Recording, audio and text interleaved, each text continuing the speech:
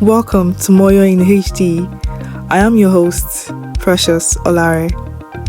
In this first episode, titled The Perfect Feed, you will hear from Florence and Nere, two international students studying in Scotland, as we get honest about something many of us do but rarely admit to, choosing what the world gets to see of us. Florence, before you moved to Scotland, what kind of life did you see other international students living on social media? And did you think that would be your reality too? Honestly, I used to see Nigerian students in the UK on Instagram, Facebook, TikTok. They used to look like they were living their best lives. Nice outfits, nice restaurants, beautiful tourist spots. Everything looked so exciting. I genuinely thought that was going to be my life too. I thought it was going to be my own reality. Nobody was posting about sitting alone in their flat at night and wondering if they made the right decision. So yes, I believed everything I saw. We all know deep down that what we see online is not the full picture, and we still buy into it anyway. What were you expecting before you came, Nere? Yeah, I thought I was prepared at first. I thought I was prepared. I'd done my research before coming, but nothing really, at the end of the day, nothing really prepares you for how different things actually are when you get here.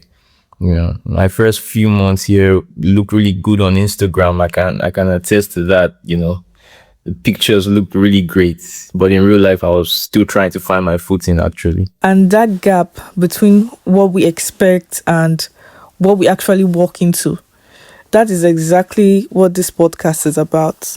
Florence, what was the very first thing you posted when you arrived in Scotland, and why that moment? And looking back now, does it still feel like the truth? I posted a picture of myself at Glasgow airport with my suitcases. I was smiling. Makeup was done. I was looking all excited. The caption was something like, new chapter, new me, something like that. The likes came flooding in immediately. My family, friends, even people I had not spoken to in years. But the truth is, I had been crying on the plane for most of the journey. I was terrified. I did not know anyone in Scotland. I had never lived alone all my life. That picture was real, but it was the most edited version of how I was actually feeling at the moment. My first post, I think it was a selfie in my university hoodie. I had bought it a week before my induction. I was smiling and looked like I had everything figured out in the picture, but I spent like 30 minutes lost on campus looking for student services before that picture. I finally found the building. I walked out, took the selfie. Nobody saw the difficult parts, but the smile and the picture could tell you different, but I'd been through a lot of stress that day. Florence, walk me through what goes through your mind before you post something online, and what stays on your camera roll that never makes it to your social media feeds, and why? Before I post anything online, I ask myself if it truly represents me. I always love to look good. I don't like to look like what I'm going through. I also think about my family back home, because even though I'm alone in the UK, I still carry the values I was raised with, and I don't want anyone to think I've lost my home training. A lot stays on my camera, because not every moment needs to be shared. Some memories are simply meant to be private. Well, I'm not really a picture person. So when I take pictures, it's usually on good days, very good days, but I don't post them all at once, So I save the pictures, and then I can post, for example, I can post a picture today but that picture was actually taken 2-3 days ago when I was in a very good mood, so it doesn't actually reflect what I'm feeling at that moment when I post it. So the page says one thing, and then the day says another, and only one of them gets posted. Florence, when you hit posts, who is really on your mind in that moment? My parents, always my parents. They sacrificed so much to send me here. My family literally gave up so much to make sure I could be here. Every time I post, I think, is this going to make them proud? Is this going to show them it was worth it? Every post is almost like a report back home. Look, your girl is okay.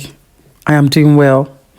You made the right decision sending me here. That weight of having to show the sacrifice was worth it. Nere, who is on your mind when you hit post? Well, to be honest, I post myself more than anything else, It's like reminding myself, it's a reminder that good things are still happening, even on hard days, But everyone else only sees the good side of it. They never see what's actually going on behind the scene. Has there ever been a moment, maybe financially, academically, or personally, when things were genuinely hard, but your social media showed something completely different, Florence? Yes, and it was not that long ago. I had a really difficult week on placements. I made a mistake my supervisor picked up on, and I was devastated, honestly. I felt completely out of my depth, and I started questioning whether nursing was actually for me. That same week, I posted a picture of myself in my scrubs, smiling outside the hospital. People were commenting, "Oh, you're doing so well, and we're so proud of you."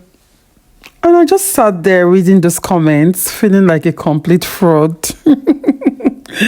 The post was actually not exactly a lie, but it was not the truth either. Being congratulated at exactly the wrong moment.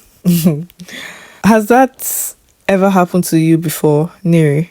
My first 4 months, when I was about 4-5 months in, my allowances were really, really tight. I was managing on very little for several weeks, almost 3 weeks to be exact. And that same week, I posted a picture from a friend's dinner. She took a picture of me. But in that picture, everything looked fine.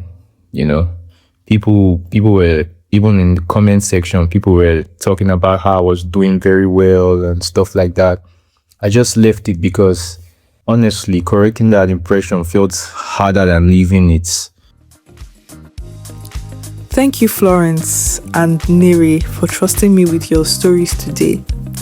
What I keep thinking about is how much thought goes into every single post, and how much of the real story never makes it online. And in our next episode, titled The Real Story, we go even deeper into that gap between what we post and what we actually live. If you enjoyed today's episode, follow Moyo in HD. Until next time, stay real.